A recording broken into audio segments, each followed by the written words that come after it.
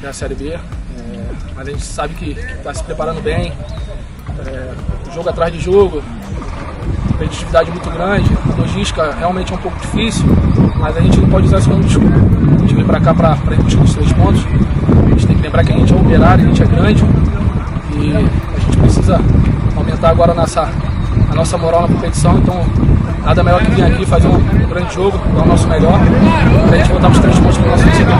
Feliz de estar retornando. Todo atleta que se machuca, a gente sabe que fica uma tristeza muito grande. A gente tem nossos companheiros que ficaram lá em Ponta Grossa, então realmente para mim hoje está sendo um motivo de muita alegria de estar retornando, de estar vivendo esse momento novamente, estar treinando com meus companheiros, a torcida pelos que ficaram para que retornem logo para nos ajudar.